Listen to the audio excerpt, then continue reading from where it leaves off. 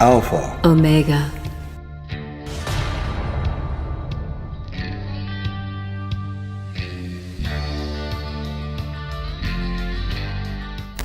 Joseph says, okay, why is the invocation before the treasury of light when Leslie takes the feather and swirls around each alpha and omega? Please explain. It would help in awareness of the ritual. Take a nice deep breath and feel into your body. Wiggle your fingers and toes, roll your shoulders, arch your back, push your belly out, really breathe in as much air as you can. Stretch all your muscles and exhale completely. And as you are breathing deeply and feeling deeply into each and every bit of your whole self, visualize yourself as the tree of life, however it is you imagine that tree to be, and grow your branches up high into alpha sky.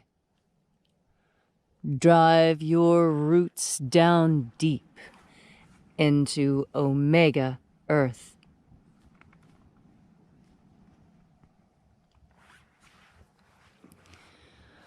I call on you in the east, Alpha.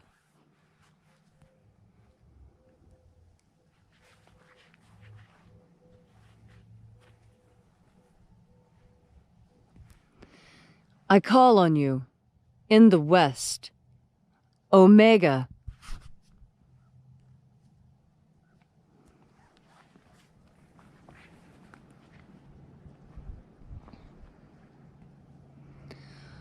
I call on you in the north, Alpha.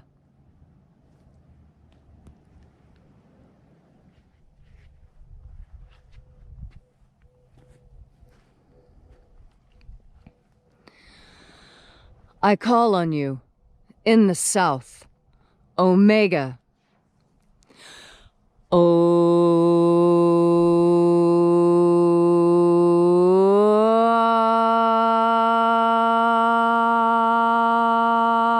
Alpha, Et Omega.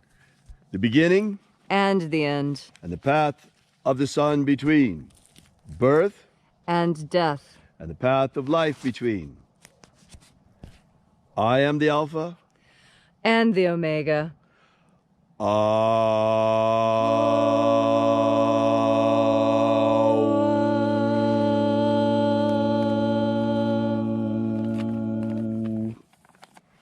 Okay, when I was putting together this for the Alpha Omega, I went back to original sources, things that were written by magicians during the time that Jesus was purported to live, and in the same geographic region. And I read through 500 or 600 different rituals and spells and different magical procedures, and noticed that there was a definite pattern, a pattern very different from that which we use today. Today, magicians, when casting a circle, will go from one direction and then move through them. You see, going from east to south to west to north. That definitely was not how things were done during Jesus' time.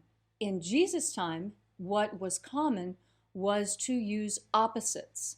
And the idea was that by invoking first one side and then the other opposite side, that what you were doing was creating a balance within. And so each time an action was made, an equal and opposite reaction was done in order to balance the energies. Right. And so when you call up as alpha, of course, logically, down is going to be omega, and that completes the circuit. Right. I did it because it is historically accurate for the time period. And being an archaeologist, my specialty was experimental archaeology. I actually made the tools I was studying and went out into the field and used them as they were purported to have been used. Wow. Because When you do that, you learn a lot. You learn a lot about how the marks on the tools are made because different activities leave different wear patterns. Wow. And I used exactly the same methodology for Magick, knowing that the wear patterns that I'm looking for are actually energetic sensations within myself and my environment. And that's how I developed it. That what you're looking at is a 21st century reimagining. So yes, we are at the same time magic revivalists because we are reviving the ancient magic of Jesus, at least what purports to be the ancient magic of Jesus. That's what the disciples taught one another. Yes. And at the same time, we are as well recreationists because what came down to us is fragmentary. It's like any grimoire. Or any piece of pottery. Pieces of pottery frequently come to us fragmented, and we reassemble them. Right. And even even without that problematic, the grimoires presuppose that you are a magician already. It's not like they're going to tell you, like I do in the Ritual Magic Manual, step by step what you do. Mm-hmm. They're more like Cliff notes. Cliff notes, exactly, an Yes. outline. Here are the hierarchies, you know what to do with them. Right, exactly. And that's how they are also in the Treasury of Light, for example. You have the 3 names going in, the 3 names going out, and you have the 12 names going around. Yes. And it's not even around, they're just listed on top of one another. Mm-hmm. So, you know, as magicians, of course, we had to recreate what, to the best of our ability, Mm-hmm. is how quite likely the ritual was very nearly done back then. Yes, there have only been 1 or 2 conscious changes that I have made that differ from the original methodology used. And the reason was specifically because we are in the 21st century, and Right. there are some things that simply do not carry over in time, like dinosaurs. Now, another piece of this is that we find not only in ceremonial magic and in Wicca, Mm-hmm. this notion of casting a circle. It's pretty ubiquitous, isn't it? It is. In fact, the circle is, so far as archaeologists can determine, the first shape associated with religion. Wow. And that's for a lot of reasons. We naturally dance in a circle when we dance around something. Right. The Now, 2 luminous bodies in the sky are round. It lends itself, when a woman is pregnant, she is round. Roundness lends itself to the concept of deity very easily. if you also in the Native American tradition, if you go to a Native American powwow, many of the different cultures, you're going to find different cultural expressions of north, south, east, west rituals. Yes, even in North America, different tribes have different colors associated with the 4 directions. And sometimes they'll be exactly opposite. It just depends on the tribe you are in. So we kept that in mind. So likely it's going to begin, and these sort of rituals, they actually serve a function. They serve a function of centering. Yes. And in the case of the lesser banishing ritual of the pentagram, also of purification. Yes, that's true. You know, in fact, purification and banishing, as I'm clicking through my catalog of who does what, when, and where, and why, I cannot think of a culture that does not practice cleansing and purification before the beginning of a ritual. Interesting. It's ubiquitous. Yes, it's a cross-cultural constant, of which there aren't very many. So what's unique? Well, it's not unique, but Leslie's correct. You do see in the time period, you see lots of things like this. Yes. Like, for example, there are several different rituals you can find in the Greek magical papyri, or the PMG, they call it for short, among scholars, that have these rituals that are in the north, south, east, and west, and above and below. Yes. Also, the Rose Cross ritual Mm-hmm. in the Golden Dawn has the same pattern of the four quarters and above and below. Yes, some Native American tribes recognize above, below, and center, Right. as do many tribes in As East do Asia. some of the Greeks. As does some of the Greek magic of the period. Yes, yes. Southeast Asia still uses that, to the best of my memory. So, yeah. So this is not something that we just kind of pulled out of thin air, but we took the grimoire that we have in the Bruce Codex Yes. with the secret names of the angels. This is the treasury. It's incredible. The secret names to call them. Yes. He left them to us. And that's what we're using. It's an incredible treasure. That's an incredible treasure. It is one of the greatest treasures of the Western world, and we're bringing it to you, folks. What I find so fascinating about it is, as an archaeologist, looking at all of the different materials that are available for that time period, and just seeing how, what's the word? Drowned in magic everyone was at that time period. Magic was ubiquitous. It was everything.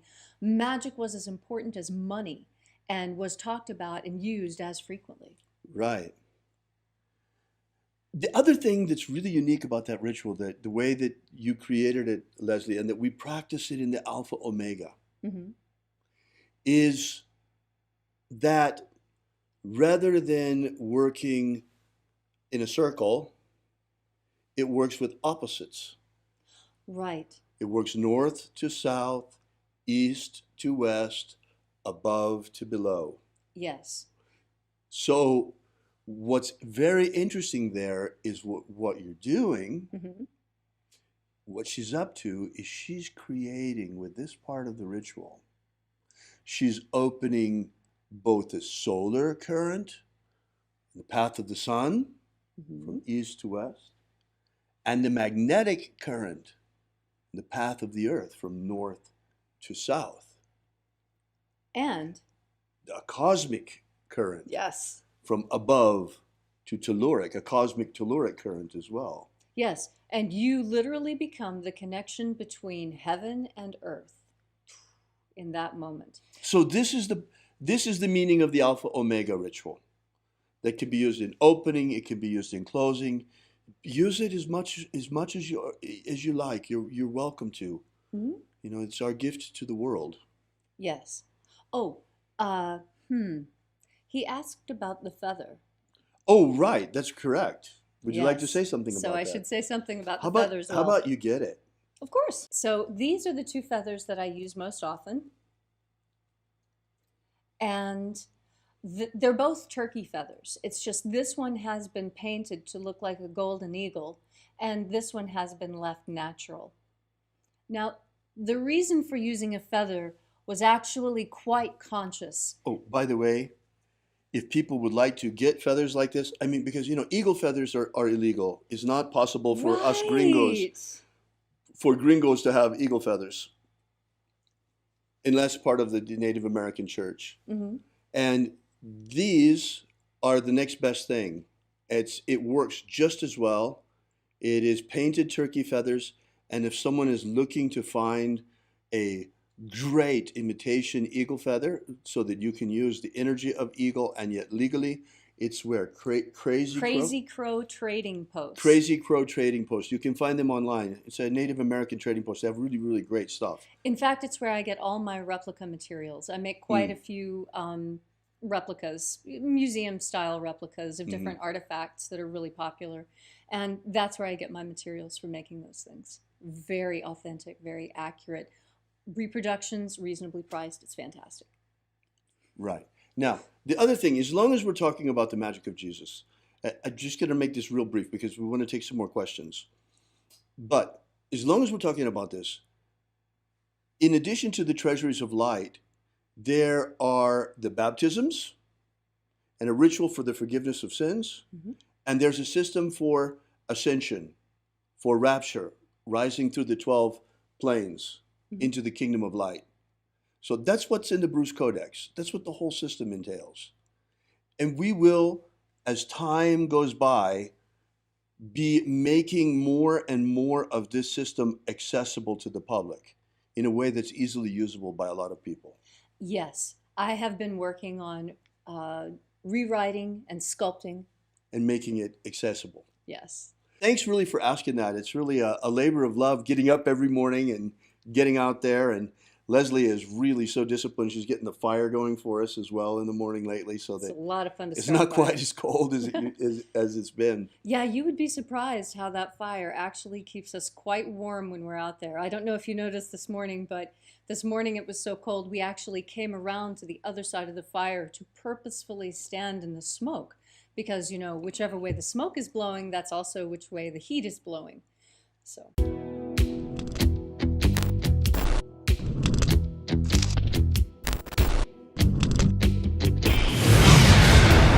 Yesterday we released this brand new ebook, Was Jesus a Magician?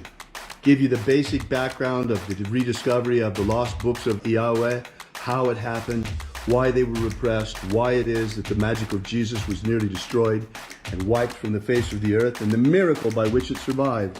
How we only have one precious manuscript of this ancient knowledge, and that's truly all there is left. Well, maybe in the Vatican they have it, but they're not about to give us that to fill in the little gaps that we found. So be sure to make sure you download this. You don't want to miss this. You can get it for free for now at thesecretsofjesus.com. Thesecretsofjesus.com. Are you familiar with the Rosicrucian with what's his name? He's popular in the States. He's the president or the Emperor. Imperator. The president. Emperor. Imperator. From the Golden Dawn. What's his name? Oh. David Griffin holds this position as Emperor. Imperator. David Griffin. David Griffin. David Griffin. David Griffin. David Griffin. Have David Griffin. I saw an email yesterday that he sent out about, you know, there's a magical war going on. The Mage War. Demons of the infernal realm. All of them. There is really a magical war going on. The Mage War. There is a guy called David Griffin who is heading all these magicians. David Griffin is S.L. McGregor Mather's present successor. David Griffin. David Griffin. David Griffin. David Griffin. I'm Golden Dawn Imperator David Griffin. David Griffin. David Griffin. David Griffin. David Griffin. Now David Griffin. You know, there's a magical war going on. So there is really a magical war going on.